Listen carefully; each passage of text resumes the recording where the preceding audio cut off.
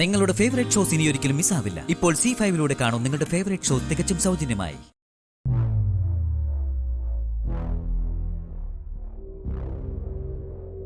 എന്തു പറ്റി ജാസ്മിൻ?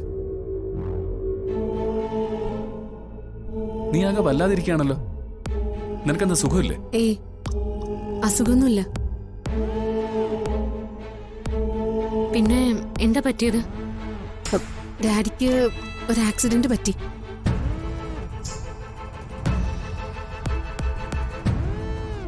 എന്നിട്ട് സീരിയസ് ആയിട്ടുള്ള ഇഷ്യൂസ് ഒന്നുമില്ല, ചെറിയ ചെറിയ മുറിവുകളേ ഉള്ളൂ.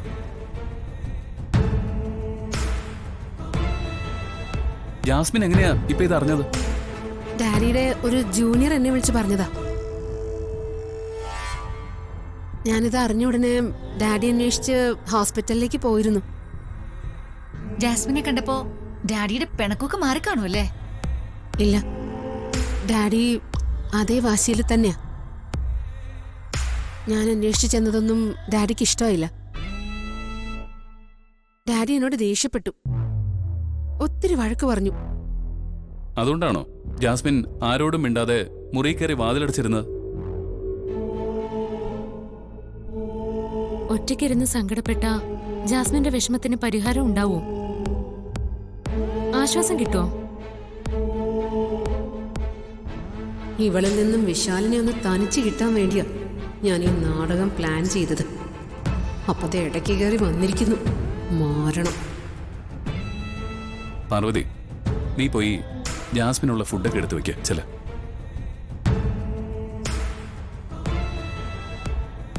എനിക്കൊന്നും വേണ്ട. അതൊന്നും പറഞ്ഞാൽ പറ്റില്ല. ആഹാരം കഴിക്കണം. അതല്ലാതെ വിഷമിച്ച് നിരാഹാരം അനുഷ്ഠിച്ച് കോലം കെട്ടുപോയാലേ ജാസ്മിനെ കാണുന്നവര് ഞങ്ങളെ കുറ്റം പറയും.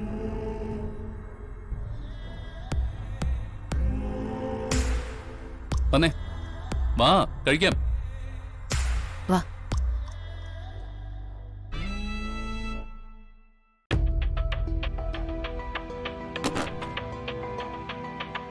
ഇരിക്ക് ജാസ്മിൻ.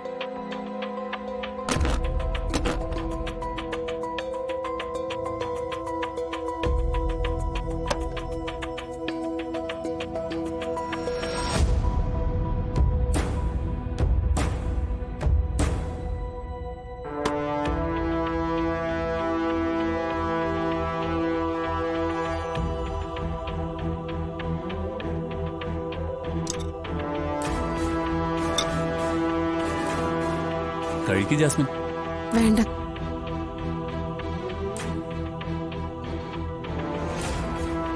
മോളെ ജാസ്മിൻ, കഴിക്ക്.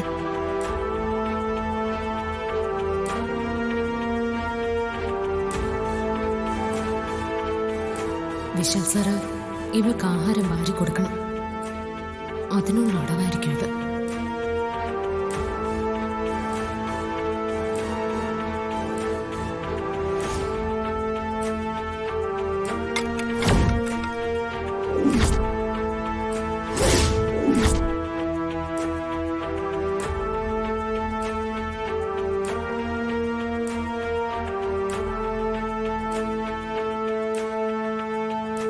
കഴിക്കുക.